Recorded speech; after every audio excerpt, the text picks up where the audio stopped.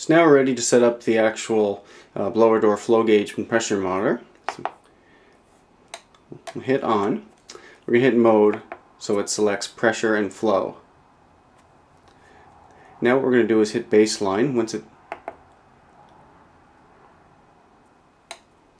we're going to let this go until the figure up here stabilizes. Now on windy PEI this can take forever and some days it's impossible. So that's fairly stable now. I'm going to hit start.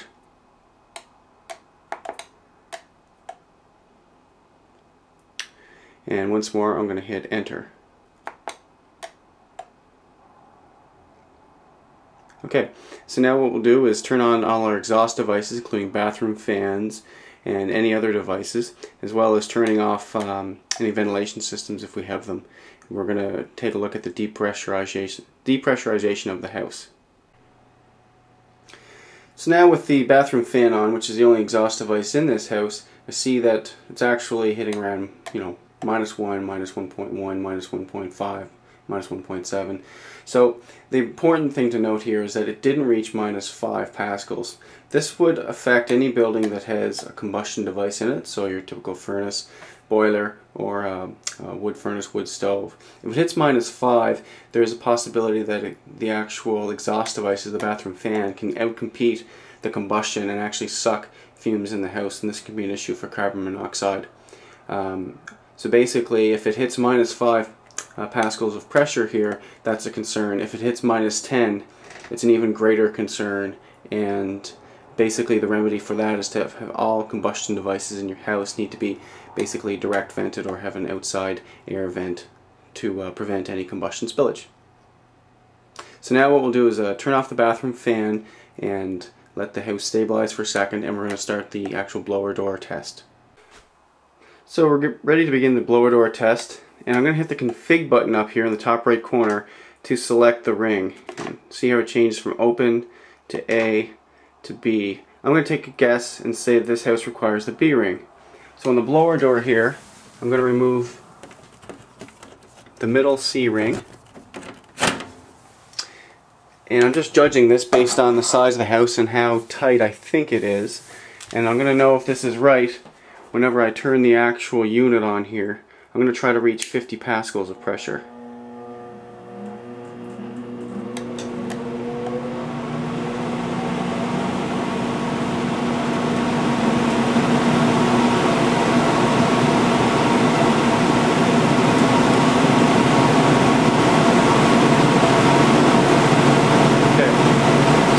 It's reading about -55, -56. That's good. I'm going to actually take my reading from there, so I'm going to press the hold button whenever I feel it's stabilized. So I'm going to write down -50.2 and 914 cubic feet per minute of airflow on my worksheet. So here we see on their building test form, I've got the indoor temperature here, 21 degrees, the outdoor temperature of 8 degrees. I'm going to record the volume. I haven't done that yet. And here's where I'm going to record our test results from the blower door. So I've got the first one entered already, -50.2 pascals of pressure. The flow ring that I've installed is B, and the cubic feet per minute of airflow is 914. I'm going to continue on down the line here, grabbing about 7 or 8 readings at the minimum, and I'm going to descend about 5 pascals each time. So I'm going to go closely to around -45 here, as I'll show you in a second. I'm going to continue on down till I reach around 20 or so pascals of pressure, and I'm going to stop there. That's all the readings we need. Okay, I'm going to grab my second reading here. See how it's about -46, -47 or so. I'm just going to take it down a bit. That's good about there. I'm going to hit hold. So it's -46.2, and see how the cubic feet per minute has gone down from over 900 down to 820. So I'm going to record that, and I'm going to continue on down to about -20 or so pascals of pressure and stop there. So I've just finished taking all my readings, and it's a fairly calm day, not a lot of wind, so it went fairly smoothly. See how I descended in 4 or 5 pascals of pressure increments down. I took a few extra just for fun, just to be sure. My cubic flow rate descended in a nice descending order, so I feel confident that these results are going to work out. and save me the trouble of having to come back and do this again. Okay, now we have the blower door test results. What we're going to do is actually simulate a wind. We're going to set the pressure to around 30 pascals of pressure. So I'm just going to hit. That's close enough. Now I can just turn the unit off actually. And what we're going to do now is go around the house and feel around the windows and any outlets in any area at all and feel for any air coming in. So air is being sucked in right now. I can just use my hand, or I can wet my finger, and just feel around.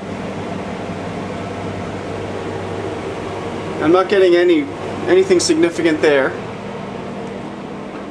Just going to go into the kitchen. I'm going to check some outlets as well. So I'm not feeling anything. Just around any of the trim area.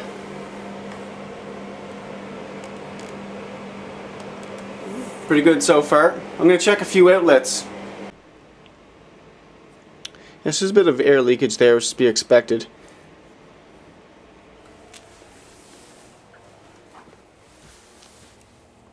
Nothing too significant, but a little bit of loss there. Right around these check rails here, sliders, there's usually a bit of leakage. I can feel a little bit coming in. Nothing too major though. Check this window as well.